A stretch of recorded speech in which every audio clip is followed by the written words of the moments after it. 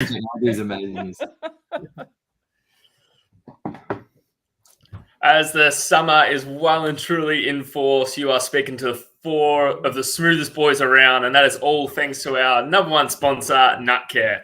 Nutcare, proudly Australian, is taking down under grooming to the modern day man, voted number one by Men's Health magazine with Bare Nuts pubic hair removal cream. Nutcare is revolutionising male grooming as proud supporters of Any Given Sunday. As always, Nutcare is offering all our listeners 10% off their first orders. Simply use promo code Any Given Sunday at checkout and the discount will be applied. Nutcare, essential grooming for men. Brown 45! Brown 45! Hot, hot, hot, hot, hot, hot! You are listening to Any Given Sunday, Australia.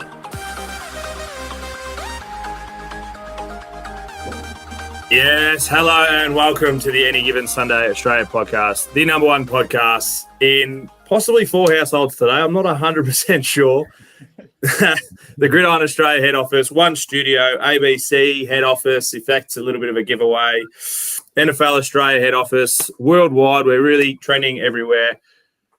We have a special guest that we will get to, but it's been an absolute crazy week this week. Since our last episode, me and Danny on the pod, in the lab, we've had an epic Super Wildcard weekend. My Packers became the first 7th seed to win in a playoff. The greatest coach / GM became a free agent.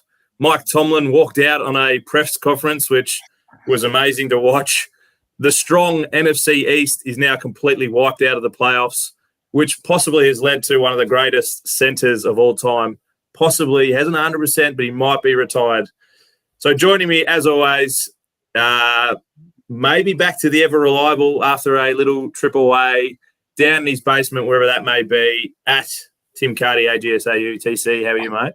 I'm good, mate. I think it's still reliable. Like, I have 1 week off just to rest and recuperate my back after Danny was gone for 2 months and carrying his load. So I think 1 week off's okay.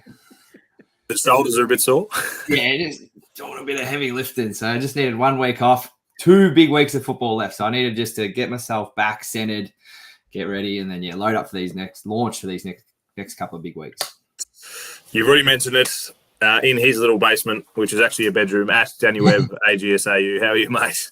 This is actually the guest wing of my very small house. Thank you very much. I am going terribly, as all of you can imagine. It doesn't get much worse than that. That was a shocking weekend, shocking performance, and I'm sure we'll go into it. And Jason Kelsey is well and truly gone. One of the greatest centers of all time. He is done. He's announced it to the team. Yeah. So just not to us. Maybe to you. And our very own Bills Mafia representative, possible table jumper after this weekend, at Charlie Pick on Twitter. How are you, mate? Or X, whatever you want to call it. How are you, mate? Much better than Danny, I think it's safe to say. I'm great. It's a great time to be alive. We're heading into, it's the best round of football for the whole year. Divisional is just always great, and there are some amazing games this weekend, and happy and relieved that the Bills are still there. You mentioned to us when we first come in, you have a little checkbox in the top right-hand corner. For me, it's top right hand. Behind you, is it left-hand side? Win Super Bowl. Win Super Bowl. Obviously not ticked off yet, but that's and it's funny. As you guys know, you start to feel responsible in various ways. Like, people have asked me to be confident and enthusiastic about the Bills' chances, and I'm not allowing myself to do that because I am not going to be the one that curses this whole operation at this stage. That was our good mate Loz, wasn't it? Who, he's obviously crying into his beard today or yesterday. That's right. He loved talking about the Cowboys. Loves it. Loves a chat about the Cowboys right at the moment. He was very optimistic at the start of the year. I reckon he gave Danny a fair bit of shit. So I was pretty gracious. I just sent him a bad luck and hope you're all right. And it took him a few days to get back to me. I bet he loved that. I don't think he did. I really don't. And it's looking like it's staying that way with Dallas coming out and saying they're not making a change in their head coaching role. Yeah, that is breaking. 2024. Breaking news. Mike's back. So we're going to talk. That seems like terrible and rash decision by the Cowboys. Yeah. Is it rash though? They gave it a few days. Yeah, I guess for Jerry, that's pretty considered. Like he really sat on that for a while. But the way he spoke after that loss, it was the worst loss he'd ever witnessed as the owner of the Cowboys. And There's a chance it was. And how do you stick with the coach after that? I don't know. They did go 10-5 or something like 3 years in a row, or 12-5. So that's he's doing something right. But that is a bad omen. The Bills are fucked. Oh my god! I'm changing my tips.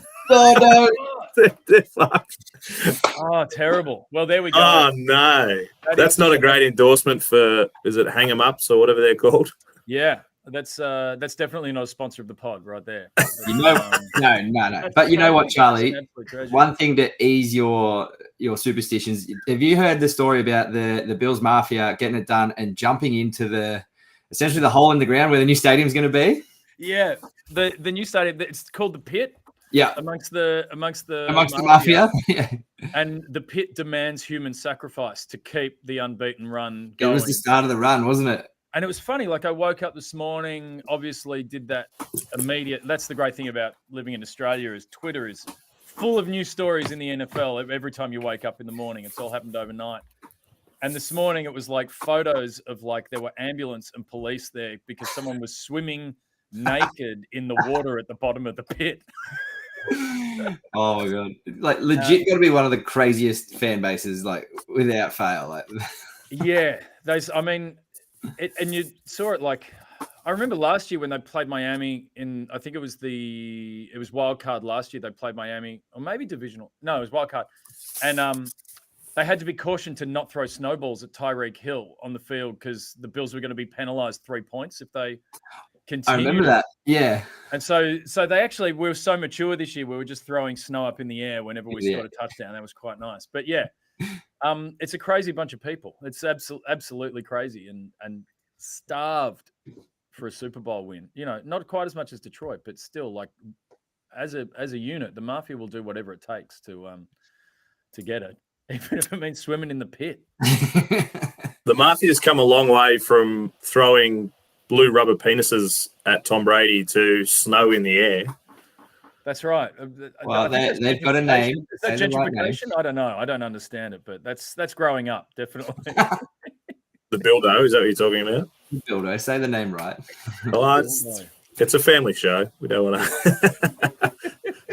All right, we'll get straight into it. The news or the big stories of the week, as always, are brought to us by our good friends at C2C Rare Threads. I don't know if you've hit these guys up, Charlie, but they are incredible. I reckon they will have some old school Bills, maybe some NFC. What are you? NFC East? No. AFC East. Yeah. Championship. You don't really have any Super Bowl T-shirts to wear like myself and Cardi. But I'm sure there's some great Bills gear for you there, mate. And just hit them up with Any Given Sunday as a code for 10% off. Absolutely. Just so you know. I think it's definitely time to do that. That is a good idea. Oh, no, 100%. But like I said, there won't be any Super Bowl gear like myself. And what's yours, Cardi? What are you rocking? You made that point really well the first time you made it. That was really good. The Super Bowl T-shirt you made? Yeah, a little throwback to Super Bowl from the 1980 season where the Raiders actually took out the Eagles. Because I thought Danny's in a good mood. This will definitely lift his spirits even more this week. So that's a nice little throwback shirt for you, Danny boy. I don't even know why I'm here. For this. For this exact reason. We were going to start with last week's games, but Danny speaking about Mike McCarthy coming back. I've thrown it all up in the air, and we're going to start with some coaches. Bill Belichick, since, like I said at the start, since our last episode, has parted ways with Robert Kraft and the Patriots. Huge news, obviously. Like a where were you at that time kind of news. I know where I was. I was in bed. But I thought Dallas were a shoo-in to take Bill. But can you see him? We'll start with you, Carts. Where can you see him going? Because he's definitely going somewhere. Well, the obvious one is because the Falcons came out and tweeted pretty much straight away that they've just had a meeting with Bill. So that's an obvious one because I think he gets on well with the ownership there. But have heard that he wants to go to a talented list that has underperformed. So, in theory, like Dallas. that could have been the Cowboys, but obviously they've decided to stay with Big Mike. So, yeah, probably I guess the Falcons are the front runners there. With their crop of young talent, particularly on the offensive side of the ball that they've got, like your Drake Londons, your Bijan Robinsons, that sort of thing. So, maybe the Falcons for me. Do you know what I found amazing about that tweet was that the Falcons said we are interviewing Bill Belichick, and to me that was like, really, like, isn't he like De Niro now? He doesn't audition; he just says whether or not he wants to do. Homecoming, yeah. Like that. Yeah. That was just crazy to me. I feel like Bill is interviewing teams. It's not the other way around. Yeah, I think that's. He's like, show me what you got. I'll decide if I want it or not, kind of thing. You reckon they asked him like from Nora Princiotti from The Ringer, and she tweeted like, as far as the interview with Belichick goes, it's like, when have you faced adversity and what did you do to overcome it? And he just said 28-3. Like, when we played you in a Super Bowl. That sounds about right. Just pointed up in the top corner, 28-3, and walked out. I've actually got the fastest fingers in the West at the moment, so I've just quickly jumped on and just looked at the odds of where Belichick might end up landing. And Atlanta, after his 3.5 meeting and his love for the apparent ownership, is at number 1. Your boys reckon you can get the next 2 in order? I don't think he'll go to the Panthers. I don't think he'd get on well with Tepper, the owner there. That's number 5. Yeah, okay. I reckon the Chargers would have to be up there. They're pretty underperforming with it. I was trying to think who else is in need. Yeah, so Chargers are in 2nd, and then Commanders are in 3rd. Oh, he didn't give us a chance to get the 3rd. I just didn't want any more dead air. I feel like the Commanders would be more likely than Chargers, just because I can't imagine Belichick as a California guy. He just doesn't strike me as that. You can see even his Speedos on the beach. It's so weird. Yeah, I can't see it. But do you know the other interesting thing about the Falcons? They met with Belichick, but they've also met with Jim Harbaugh. So they're playing the field, like, and so that's interesting too. It's like, who would you actually trust right now to rebuild a program and get you over the top? I know Belichick's been he's the greatest coach of all time, and he can establish a culture if you're lacking a winning culture, but maybe Harbaugh is just as good an option. Harbaugh is surely a bit more long-term. Well, he's kind of got the hot hand at the moment too, coming off the natty. But it feels like there's a few coaches that sort of the ball's more in their court in terms of choosing where they want to go this year rather than coaches interviewing 4 positions and going to several teams. It just kind of feels like it's weighted because there's so many good coaches that are available. Like you got Vrabel getting fired from the Titans. Like I feel like he probably could kind of pick where he wants to go, maybe. Coach of the year, 2 years. Yeah, based off his resume. Feels like it's a bit more power to the coaches this year. Danny, do you still have that list? Is the Seahawks on there? Because surely they've got a little bit of clout. No. No, they're not. Titans was the one after that, then Panthers, then goes Giants, Saints. So they've forgotten about the Seahawks. That's what happened. Interesting.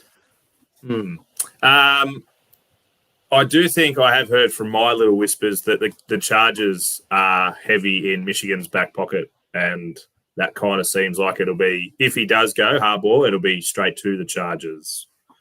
That feels the most likely. If he's choosing, that feels pretty likely. Also, like if you were one of the, if you were any of these coaches looking for a spot to land, surely the chance to take Herbert and win with him has to. And Eckler. Eckler's a gun. And Eckler is, that like, he's in my fantasy team every single year. Eckler is like, you got to get him. And you just say like, you can see have a look at the Panthers. You get that wrong and you are just so screwed. But to know that you've got Herbert and if you can just keep him safe and protect him, then, you're going to be halfway there. The only good thing about the Panthers is, if you go there and you stuff up, you're going to get your cash anyway because he just pays out all the money and you walk away. So you're just signing a blank check. The other big news of the week since our last episode is our number 1 rated segment, Timothy. What do you got Oh, on we that do need dead to wrap up. segment? So, yeah, obviously it wrapped up at the end of the regular season, but I was away as we talked about recouping the shoulders and the back. But lock of the week, the results, they're in. I think you might have alluded to it, but I'll just quickly whip through it for anyone that missed out. Week 18, lock of the week. Danny, you took the Cowboys. Tick. Charlie and I, we took the Bucks. Smart. Tick. Hot-handed. Macca. Pardon? you took the Finns against Charlie's Bills, trying to get your big balls hanging out yet again. Unfortunately for you, they got caught on the fence as you were trying to jump over it, and they ripped open and everything spilled out. So you've absolutely shit the bed. Because they're too smooth. Yeah, that was so smooth. You thought there'd be nothing. My nut-cared agates, they got caught. They are. So Charlie and I actually finished on top. We tied for 11, Charlie. So well done to us, mate. But thank you so much for having me, and it's really. It was very important to me, and it was meaningful. And to win, it's probably the greatest honor I've ever had. So good. We're glad to hear that. But unfortunately for this one, it's not about winning; it's about not losing. So, Danny, you came in second on 10. TMac, you're the outright loser on 9. And as we discussed earlier, there's going to be punishments for coming last. And I think you're pretty excited to hear what the punishment's going to be, mate. I am. I've had a Philly Eagles type finish because I was top with about You 4 were. weeks to That's go. after the And, season, you were flying. And then you started to be like, oh, mate, this has been interesting. I'll start choosing teams that aren't actually. Yeah. So I feel like the only punishment is obviously just like Jason Kelsey, I'm going to hang up the boots and going to move it on to you, mate. No, so what you're going to do is you're going to take that hat off and you're going to clip the feathers and you're going to shave the head, mate. So you're a bit worried that maybe by my missus beforehand. You're a bit worried that maybe. Wow, I'm sorry, but you're worried it might be going thin. You know what? This shaving, it might rejuvenate and stimulate a bit of growth. So it could be the best thing for you. Yeah, I have a few mates. One of them is Brendo Webb, who did that, and they didn't grow back. So that was a one and done sort of situation. Yeah. That was it. Think about doing a product tie-in and instead of shaving, doing it with nut care. You know what? We'll clip it down and then we'll take the last bit off with the bear nuts, the bear dome. Oh, bear dome. Grouse. This sounds horrific, but well, it is what it is. Anyway, in time for the the what do we got before Super Bowl? We'll say. Well, there's a week between, maybe then. Pro Bowl week. Pro Bowl week. I like it. Yeah. Well done. Pro Dome week. Chrome Dome week. No, mate, you're absolutely rattled, but it's only hair. It'll grow back, maybe. Nope. No, it's already falling out. So that's all right. These things happen. All right, let's move on to last week's games, and we've got a few to talk about. I did write in the chat that there wasn't many injuries to talk about, but Charlie was straight on it and said the Bills are fucked. We have all the injuries. So we'll talk about the Bills game, and then you can tell us about the injuries, Charlie. They did get the job done. Well, you can talk about it. You're the Bills Mafia. How did they go? What did they do right? Go. I mean, the thing that has been tedious to listen to all season is everyone talking about Josh Allen's interceptions. That's been like the guy has MVP stats, but interceptions. He's got more touchdowns than anyone in the league, but his interceptions have meant that people have doubted him. And he kept it clean. He had 0 interceptions. He had 3 throwing touchdowns, ran for a 53-yard touchdown himself, which was the second longest running touchdown by a quarterback in playoff history. Do we know who holds the record for the longest? Josh Allen. No. Colin Kaepernick. Colin Kaepernick holds the record. That's exactly right. What a fucking guess. Yeah. and I think that, like, from a football perspective, it was great to see the offense really clicking and sharing it around. It was hard to know who you were going to stop. Dalton Kincaid caught a really long throw up the middle for a touchdown that he is starting to show that he's a great, obviously a great pick. He's settled in well, but he can be a receiving threat as well as a tight end threat. He can actually go long and you can hit him down the field. Khalil Shakir, another guy who's just really, his ceiling keeps going up and up. It's like his potential is great. His touchdown was remarkable. His, contact balance. Like he got tackled, managed to just put a hand down, stay up and make it in for the touchdown. Dawson Knox got a touchdown. And also Stephon Diggs maybe wasn't making a lot of long routes and taking long catches and a lot of yards, but he made some plays, particularly in the third and fourth quarter, that sealed it for the Bills and did that work. And on the defense, just injury after injury. We lost Christian Benford quickly. So we were down to Kyer Elam, came on playing his first football of the season, coming in at quarterback, a couple of errors, but then had an end zone interception, which was pretty amazing to see.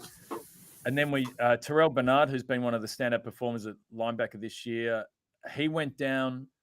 We had, who else went around? Was it Dodson went down? And we ended up, we were at 4th and 5th string linebackers and cornerbacks. And in the end, it was Klein, who last week was getting in a Winnebago with his family to go to the Florida Keys on holiday. And Sean McDermott rang him and said, "Can you just come? We need some depth at linebacker." He steps into Mike linebacker, runs the defense more than half a game, gets the most tackles for the game, and really the defense held it together. The Steelers did a pretty good job to get within 7 points in the fourth quarter. I think they were within 7. Yeah, early in the fourth. Yeah, but then like the Bills kind of held it together and they looked pretty composed. They never really looked too stressed at any point. I mean, as a fan watching it, I didn't like the Steelers getting back within 7.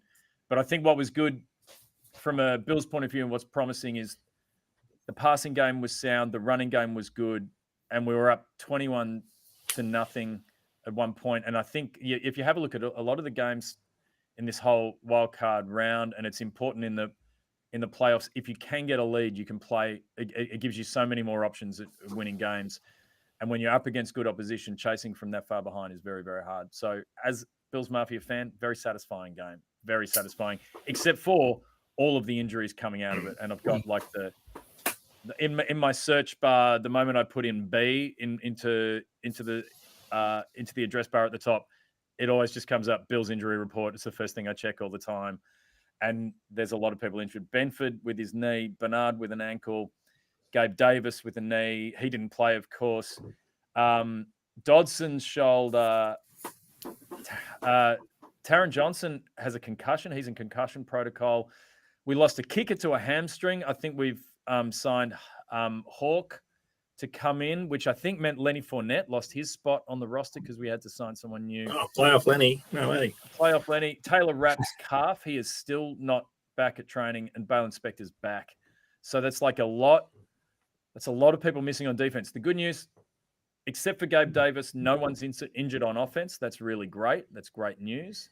The O-line is still intact, and they've been playing really well. But we need to get some of these guys back before we take on the Chiefs, because that's just a lot of personnel to be missing. We've got good depth, and the depth is playing well, and they're well coached, but it is a real worry coming up against the Chiefs, who unfortunately rediscovered their passing game on the weekend. Now, you play the Chiefs. That was the longest 2-minute wrap of all time, which is awesome. You play the Chiefs on Monday, our time. Appreciate it. Are you actually going to play them on Monday, or is it going to be a snowstorm when we're playing Tuesday?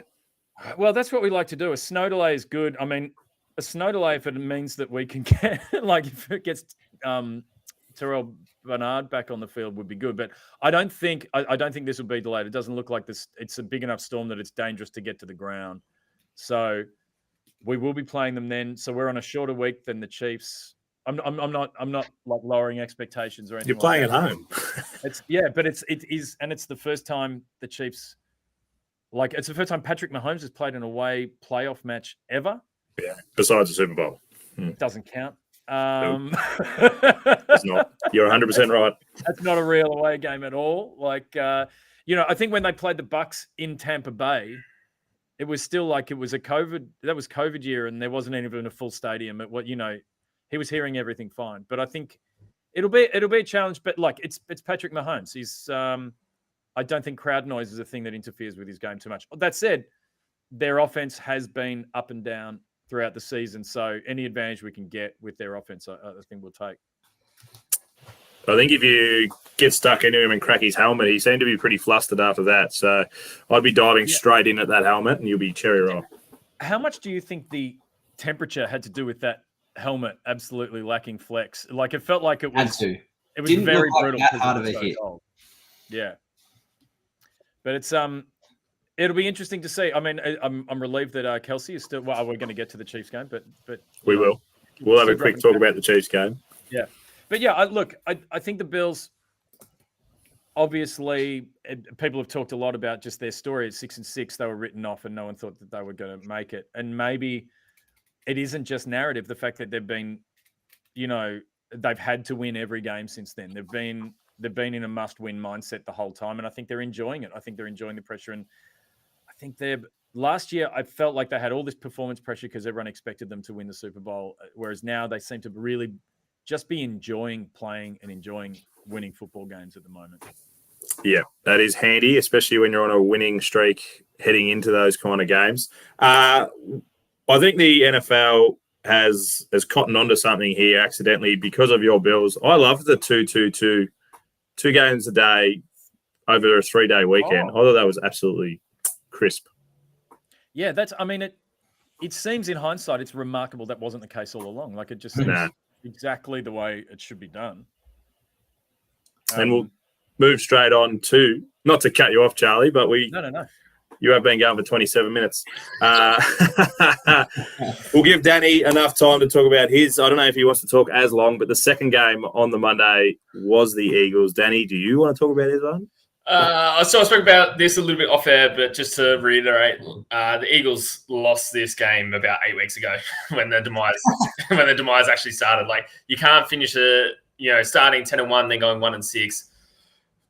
Since we played the Bills, it all kind of went downhill from there, and there hasn't really been anything to fully come out. There was changes in the OC and who was calling the plays and all that sort of stuff, but there wasn't enough. Nick Sirianni really needs to step up and kind of more take control of that, failing towards the end of the season. And so going into this, I didn't really have high expectations, as I said on the episode. Then you find out 2 days before AJ Brown's not playing.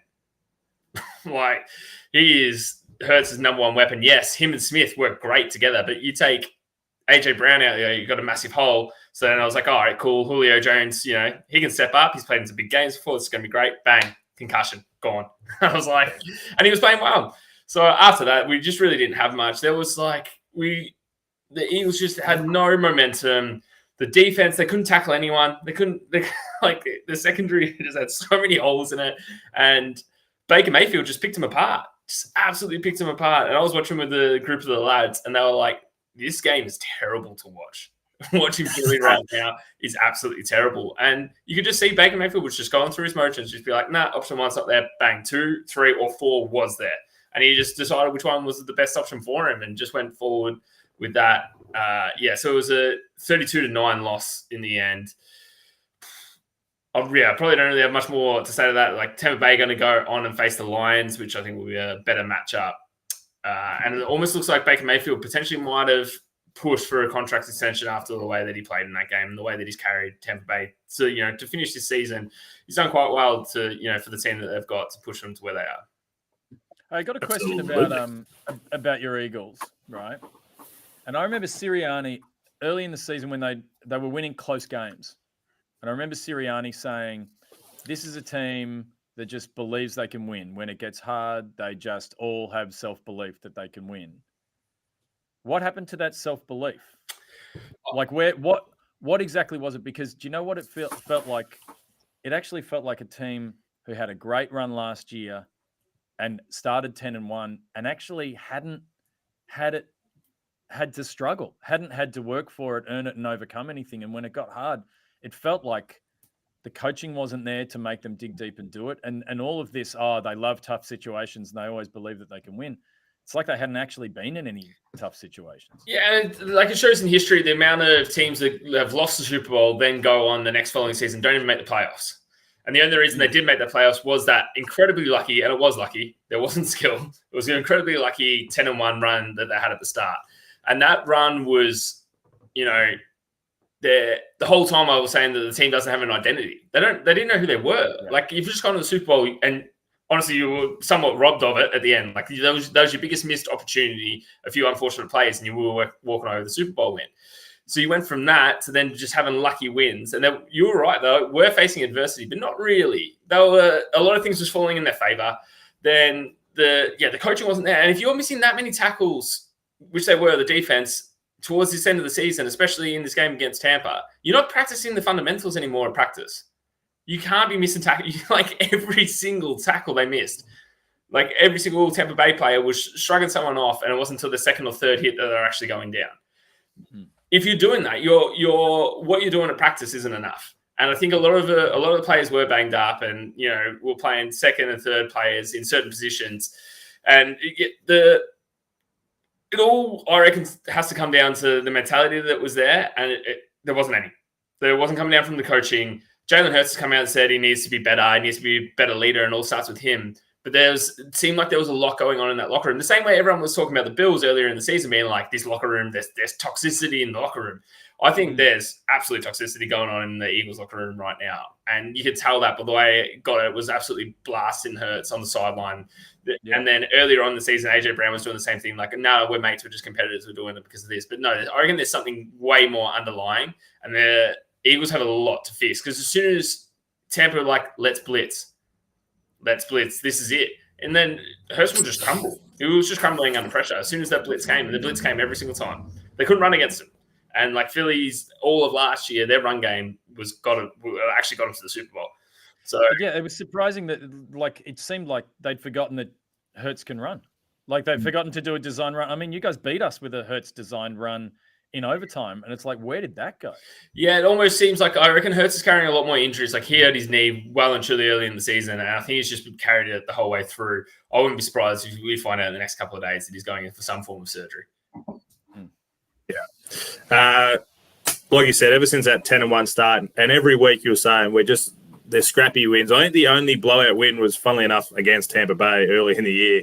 But you have just struggled since then. But we've talked too much about a team that is out of the playoffs.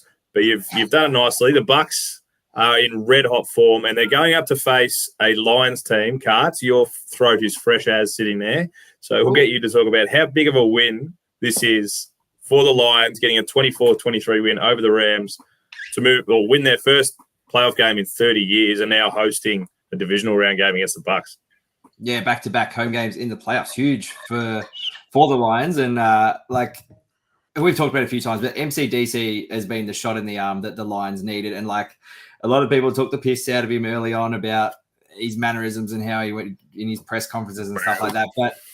And you hear people talk about it all the time about is it like the team takes on the personality or that sort of thing of the coach, and like it feels like that's the case, and like their culture feels really strong. You saw, I think might have been week 18, MCDC gave a game ball, I think, to their GM, or whoever it was, because of he's the one that assembled the team, and like just things like that, like cool things like that in the locker room. But going to Super Wildcard Weekend, obviously the main story was Matty Stafford coming back to Detroit into Jared Goff's house now, and an hour and a half before the game, I think, which is pretty rare for NFL games. Like you don't really get crowds there super early. I think it's not really a bit of a thing. That hour and a half before the game, they're in there, they're chanting, they're up and about, they're chanting Jared Goff, all that sort of stuff. So that was the huge story of the game. It was actually the closest game of the week. So kind of only tight game of the week. The most exciting game of the week. And Goff came out, was pretty serviceable, had 280 odd yards, threw for a touchdown. Their rushing game was pretty good. Gibbs and Montgomery had a TD each. And then on the other side, the Rams, Matty Stafford threw for a couple. He got banged up at one point. I'm not sure if you saw it. His throwing arm got caught up in one of the defensive linemen's helmet or something, and it split him. So there was kind of a bit of a worry if he was going to come back out. I think, is Carson Wentz the backup there now? Is it Wentz or... Sure. Anyway, he was warming up. It was looking like, oh no, here we go. But Stafford got back out there, so that was all good. But I think it was last quarter. I can't remember exactly because I was in and out of a little bit of not great reception. But just remind me of the sort of the last quarter. I think the Rams had a chance. The Rams had a chance, and then they both had a couple of 3 and outs, didn't they? Yeah, but Detroit got the ball back with about almost just under 4 minutes to go. Yeah. When they had to have it, they had it was like a 10-yard throw to St. Brown that really sealed the game. Yeah. And it was huge. It was classic. That was the way they played. It was aggressive. It was like, do you know what? We're actually going to do this. We're not going to play it safe. We're going to go win this thing. Yeah, and the stats have come out. I think they've shown MCDC has been the most aggressive coach all year. But they were smart too. They were staying in bounds. They were managing the clock. They did it really well. And then I think they were able to kneel it out in the end, victory formation. So it was a good game, and thankfully, one game out of the 6 was exciting. Yeah, so it was 17-24 heading into the third, I believe. Oh, no, sorry, 17-21. Then the Lions got a field goal to start the third. And then the Rams had 2 chances, and they settled for field goals both time. And that's why it ended up being that 1 point difference. Yeah. So it was such a tight game. But the Rams, were definitely in there and definitely had the chance to take that away from them. But the Lions defense just, stood them up and managed to keep them out of the end zone. Hell yeah. But yeah, huge win for the Lions. Just as an organisation, like you said, Katch, you really banged on about it, it can't be stated enough. And look, there's every chance that if they get the job done, the Bucks are in red hot form. So it'll be a great matchup. It'll be a much better matchup than the Bucks Eagles. But if they get the job done, there's every chance. My boys going up to San Fran. We're in red hot form ourselves. They could have a home conference championship game against the Packers, which would be, I'd back us, I reckon. Go on, TMac. Talk about the Packers. We're heading. We have the Browns versus the Texans on the Sunday slate, our game. Now, I wanted to bring this up because of my Packers. They're actually both QBs starting in their first playoff game. It was 2 yards off being an identical 16 of 21 for 274. And I think 272 for Stroud, 3 touchdowns. QBR was at 1 point at max, but it went down by 0.1 or 0.2 or something like that. For both CJ Stroud and Jordan Love, 2 enormous playoff wins in their first games. The future's looking bright. Yeah, and I think also the expectations were good for both of them. That sort of that sense that both teams have done really well to be there.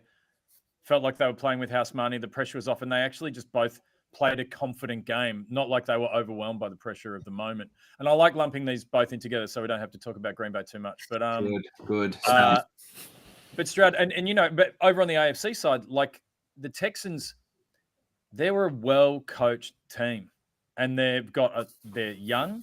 I think their second youngest roster, and I think youngest might be the Packers, unless I'm mistaken. Us boys are definitely the youngest. But they are the Texans are well coached, and they're taking.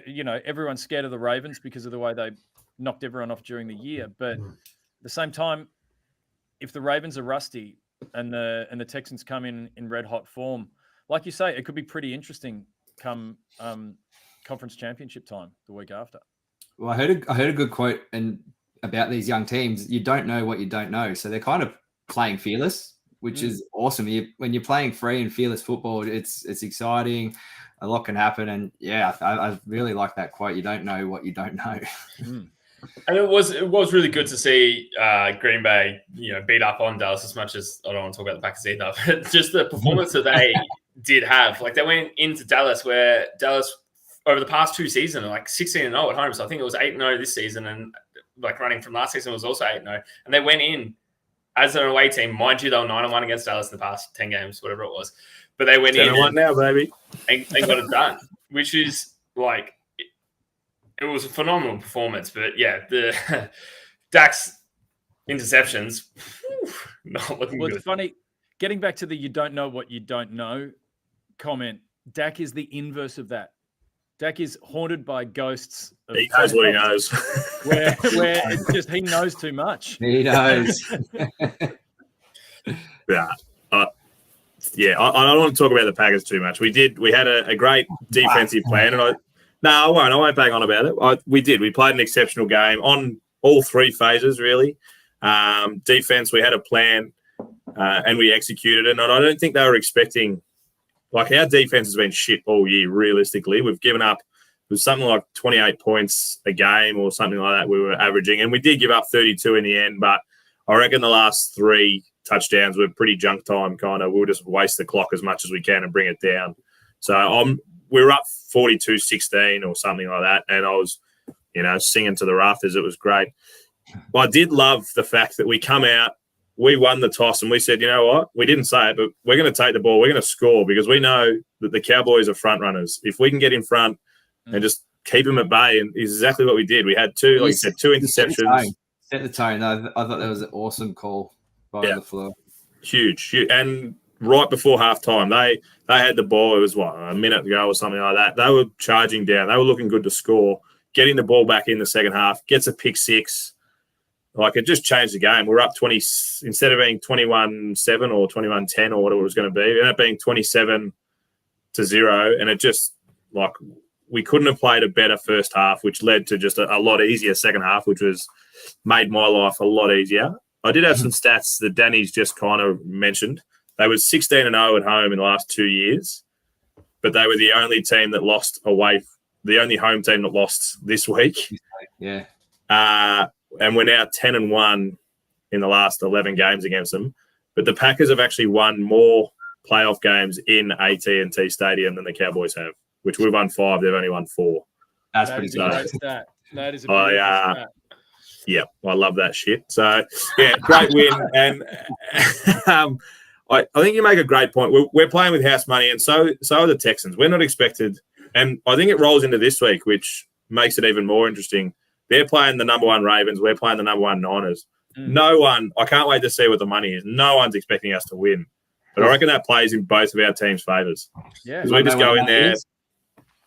We don't know what we don't know, but neither do they. So your issue is exactly what you said before. Your issue is going to be your defense. So the difference between the Cowboys' offense and Dak leading it to what the 49ers' offense has done this season, they're polar opposites. That's going to be your biggest problem. If you can tidy up on your defense, yeah, it might be competitive. But if Brock can just sit there, be calm, cool, and collected like he has been, he is also one of those people who doesn't really know. He kind of knows, got there last year, but then had that obviously terrible injury to his elbow, but he doesn't fully know the mass pressure of playing that full game. So he's going to hopefully be playing with a very cool, level-headed. And if he does that against your defense, he should be able to. Brock Purdy's entire career is playing with house money. Like that's for the rest of his entire career. He was like, I was Mr. Irrelevant. If I'm doing anything, it's good. So he plays like that all the time. It's like there's still, his team was crushing it all year, and still people couldn't talk about him as an MVP contender. Just I think because of where he came from. So he plays that way. And in that way, like that, I think is probably one of the most interesting games this weekend. Obviously, there's going to be a lot of talk about Allen Mahomes, but I really feel like Love Purdy is like two guys that they can just go do it without that sense of anyone expecting them, like that expectation on their shoulders, I think. For sure. And the last game, before we do get into a little bit of each of the 4 games that we have, the Chiefs getting the job done against the Dolphins. Carts, that stat, do you have that stat that I send you, or do I have to rehash it? You're going to have to get it. I cannot. So, was it 3-14? The Patriots finished?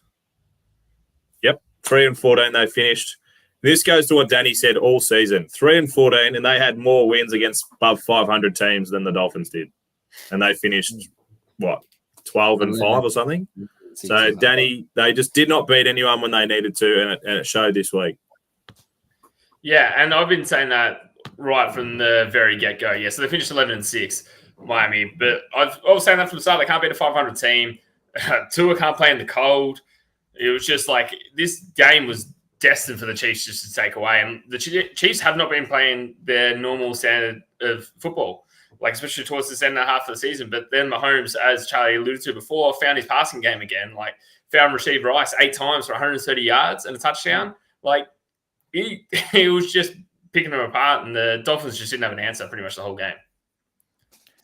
I don't think it's just the cold with Tua either. I think it's a bit simplistic to say that he's no good in the cold. He got completely shut down in Miami, when the Bills played them. I think with a good defense that can slow him down and make him have to go to a second and third read, he can't create at that point, and he has trouble processing if his first read's not there. And I think that's the I've got friends that are big Dolphins fans, and none of them think that he should be re-signed. Ooh. None of them think that he should be getting the big contract because they just haven't seen it. You have to have a quarterback that can overcome great winning teams, and I don't think that they've showed that they've got that. Does that go to Mike McDaniels as well? Sorry? Does that go to the coach as well? I don't know. I think McDaniel, I mean, maybe I'm a bit won over by how good he is in a press conference. I find him very amusing, and that goes a long way with me. But it's interesting watching that Hard Knocks thing. I kind of feel that for him to be a great coach, I think he's great at scheming an offense, and like he's like a mad scientist in that regard, off that Shanahan tree. But I think what he might be missing is I still think he wants to be friends with everyone in the locker room. Got to make the hard calls. But he's got to make some really hard calls now. And what I like there are teams that have great quarterbacks. Like the Chargers are like, we got a great quarterback. We got to do right with that talent while we've got it. And the Dolphins to me are like, we've got Tyreek Hill. We've got like this weapon. He's so fast. He's the receiver that people are saying should be in MVP conversations. So do you have a quarterback that can actually utilize him? And it was obvious that like Mahomes plus Tyreek Hill equals Super Bowl, but Tua plus Tyreek Hill equals losing again in the wild card. The cold. It was the cold. Yeah. But you're 100% right. As soon as he plays against a defense, and that goes with playing a plus 500 team. So if a team's got good defense, they're probably going to be plus 500 because they're stopping people from scoring. So as soon as you put Tua in that situation, like he's not going to make any 2 plus 2 is 4, yes. That's one, that's free. So the Dolphins only finished, I think, with 264 yards total in that game, and the biggest play, I think, was that 53-yard touchdown pass to Tyreek Hill, and that was it. Like they just didn't have any offensive answers, and that was the only time they looked dangerous or generating anything on offense. Yeah, and then the defense still allowed 26 points to get put on them. Like it was just. They're just not a very good team when they're playing against anyone who is. Now, the defense had a lot of injuries. They were like any Finns fan will say we had a lot of injuries on defense.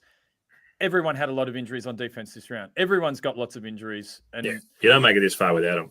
That's right. And I don't, that's not, the defense didn't do a good enough job, and that offense just, it's no good up against a good defense. You're absolutely right, Danny. Yep. It's just interesting to see. Suits me fine. Don't get me wrong. I want Miami to re-sign Tua. Give him that's it. Give him one of those 10-year contracts. AFC East is going. Give him a contract. Give him a contract. He sucks. You've fucked me chain of thought, which is great. But we'll move on to this week's. I had something pertinent to say. I'm sure it would have been great. We'll go on to this week's games. We'll start with the Texans at Baltimore. That is the first game. I reckon it's split perfectly. The number one's playing on the Sunday for us, and the Oregon more expectation games on each of the 4 teams playing on the second day, which is awesome. Houston, Baltimore. Like I said, Baltimore 82% of the cash. Carts, do you have the lines and stuff there? I don't know the lines. Head to head, $4.50, and then the Ravens are paying $1.20. So the Texans, $4.50. Ravens. $1.20. What are your thoughts, mate, off the top of your head?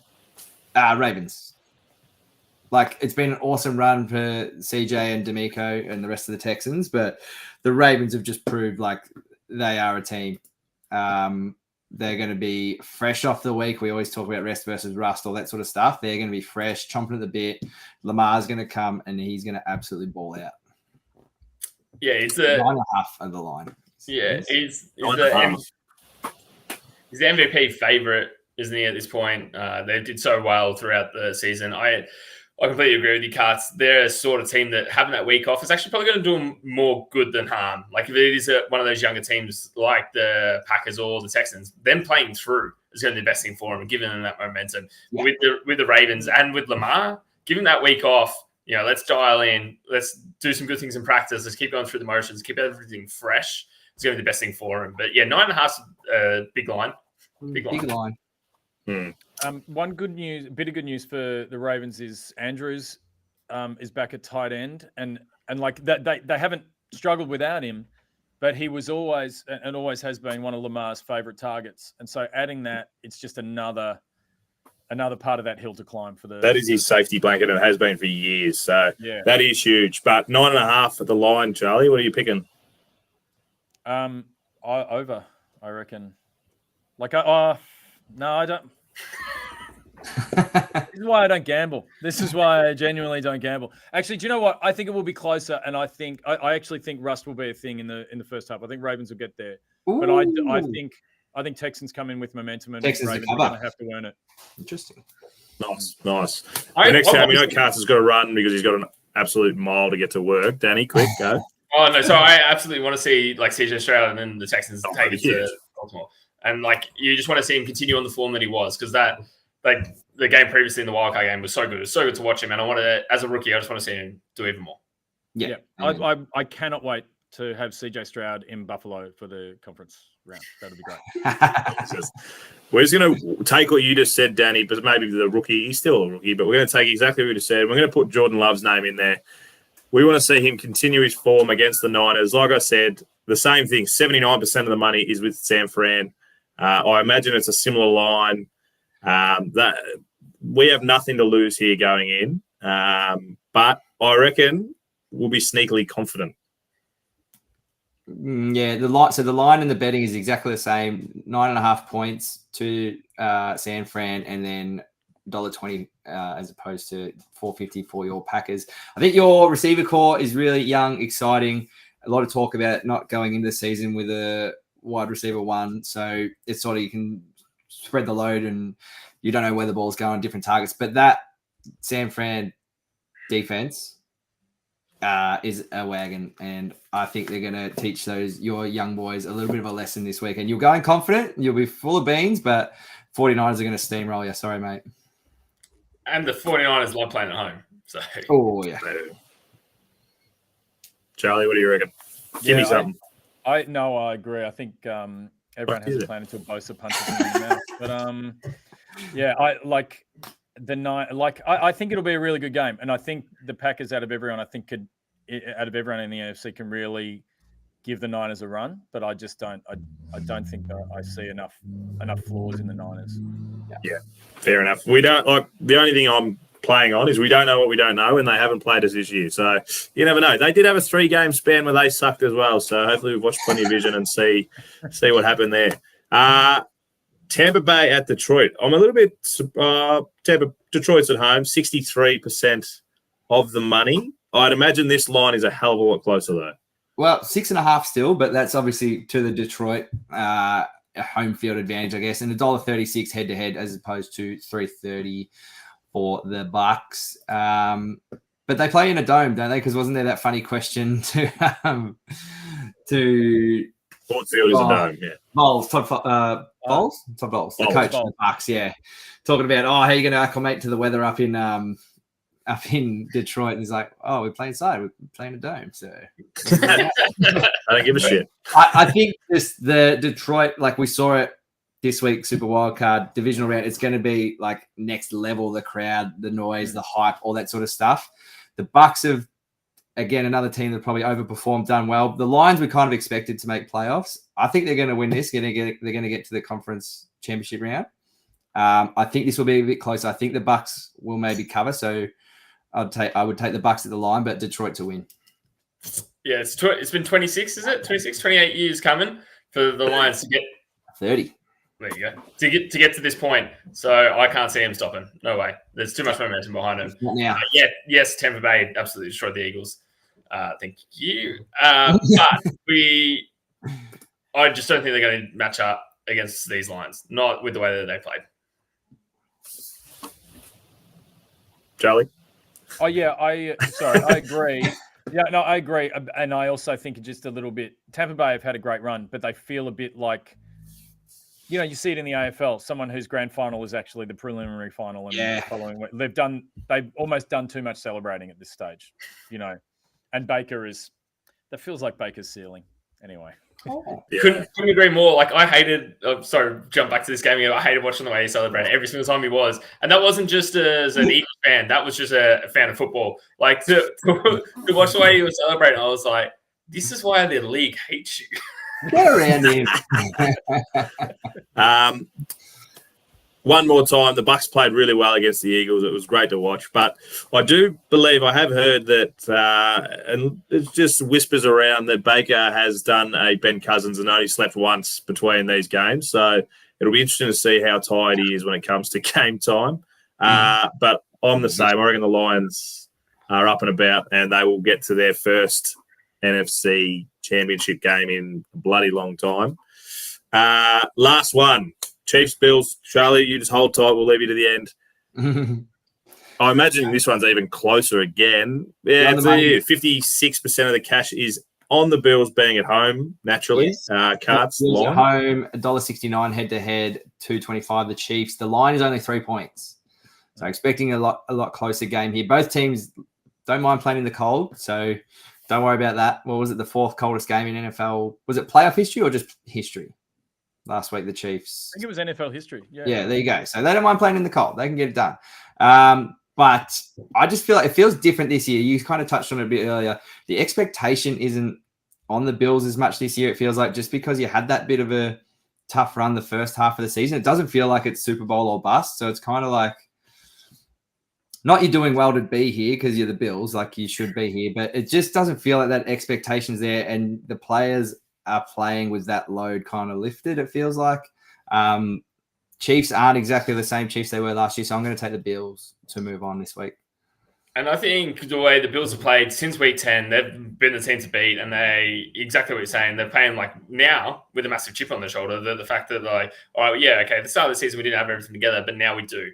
Where I feel like the Chiefs have kind of just fumbled their way through this season to get to the position where they are. They were going to beat the Dolphins. They were always going to beat the Dolphins. That's fine. So they are where they are. But playing against this Bills team that's completely in form, and they're playing at home, and they've got so much to prove against playing against the Chiefs. It was the third time, I think, where it's Mahomes and Allen facing off in the playoffs. So the Bills have so much to prove. They're in form. I'm just like, I reckon the Super Bowl hangover is hanging over the Chiefs way too much. Yes, okay, Mahomes found his passing game last game, but doesn't mean they're going to do it against this Bills. Doesn't mean the receiver's going to catch the ball. Like, he hasn't been the problem this year. That's right.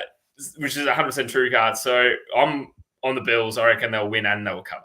Let's go Bills. The line is like, I think the exact margin the last two times the teams have played too. Like there's only 3 points separating them. The Chiefs haven't beaten Buffalo since 13 seconds. We've won the subsequent 2 games that we played against them in Arrowhead. And I know that's not playoffs, but it means that the Bills don't fear the Chiefs. The Bills know that they can beat the Chiefs, and they've done it before. And look, my one fear is with the number of linebackers that we've got hurt, that like we could be hurt over the middle. Like, you know, Mahomes could really take some chunks out of us over the middle. But the fact that Kelsey has really not played well for the entire season, and particularly lately is dropping catches, that magic isn't working so much between the two of them. You can see there's tension between Mahomes and Kelsey on the sideline a bit. That makes me a little more relieved. But yeah, I think the Bills get there. And I think there is a chance, if they start well, that this changes everything, changes the dynamic and changes the conversation around things. And that it being a home playoff changes the narrative as well. Perfect. Before we started the episode, I was just sizing up what size ladder did you want to jump off to land on the table? Especially once I saw Kadarius Toney was questionable. That's the biggest thing for the Chiefs. Hang on, we need someone to give away penalties in the last minute of the game. That does hurt you. That does. But is Sky Moore not back? Pretty sure he's coming back on fire. Yeah, 21st of Jan. When's that? Nice. So he's still got 3 days. Not sure. Well, he can drop catches too, just like Kadarius. Doesn't really matter. But when we saw that Bills thing poster fall down in your background, I don't know if it's twisted me. No. Someone's going to jump in the pit and the juju will settle and everything will be right. All right. So what size do you want to jump on? 2 people will jump in the pit. 2 people, yeah. So what's good? It has to be high enough to break a table, doesn't it? That's what it has to be. So what's that? Is that about a 12? Is that a 12-step ladder, you reckon? Whatever you're comfortable jumping off. I'm going to make sure it's one of those plastic ones from Bunnings, so you might maybe want to go a few steps higher because they're a bit harder to break. But I do look forward to seeing it, and I heard Karts is probably going to do the same thing. Can I just say, when I made that promise, it looked far less likely that we were going to win the divisional round. We understand. Yeah. No, that's fine. I'm happy to put my body on the line. I think that's, it's that kind of commitment. Every single member of the Bills Mafia, whether they're jumping in a pit or breaking a table in the Southern Hemisphere, everyone's doing their bit this year. Do you imagine if Josh Allen and the boys see that, the juice that they will get out of seeing that video from some bloke in Melbourne just Not What's you going? That it's boy's when. never going to walk when they see it. When they see it. Nah, I it's do see the interesting. Bills. It was interesting. All three of the AGS boys are all jumping on the Bills. So we're all jumping on the Bills so you can jump on the table. Yeah, exactly I right. appreciate the support, guys. Really do. This is your time to beat them. They are just not quite it'll be a great game. Mahomes will do some Mahomes things, but they're just not quite at the level they have been the last few years. They have a pretty similar hangover to the Eagles, who just lost to the Bucks. So I can see it being very similar this week for them. So where are you watching it, mate? Are you just going to be curled up at home, or? Yeah, I think technically I'm meant to be working. I'm in the office right now, but I think I really, we'll see how we go. But yeah, I think I got to clear it. I might watch it. I've got a friend who also goes for the Bills, so we might just lock the doors, close the curtains, and stress out together. Interesting fact: Kansas City defense is one of the best defense in the league, but they've got one of the lowest rates of takeaways across the NFL, and I think that could be the difference. The Bills have a lot of takeaways this year, and the Chiefs don't, and I think it could come down to that. Yeah, I think for the Chiefs to end the season, they'll rank second in defense, which is huge. Put it down now. Bills defense are going to score off a Kansas City drop. It's going to come off hands. They're going to drop it. It's going to bubble up. Bills defense, scoop it up. 6 points. Let's go. Rasul Douglas, if he is back, he's trending the right way, but he has just been the absolute trade of the year for the Bills. We'd be pretty handy with him right now. When we traded him, we sucked too. So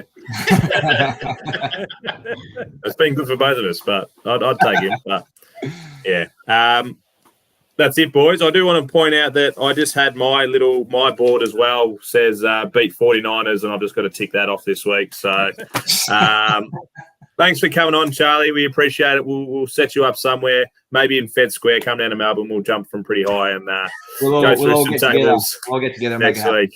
Fed Square's relatively quiet at the moment as well, with the Oz Open being on. It's like there's no one there. No one around. You pretty much have the whole place to yourself. That's exactly what I want. The biggest audience possible. Perfect. Good luck to the Bills. Good luck to my Packers and to all the fam out there. Good luck to your team, except for obviously the Eagles lost. So bad luck. See you next week, boys.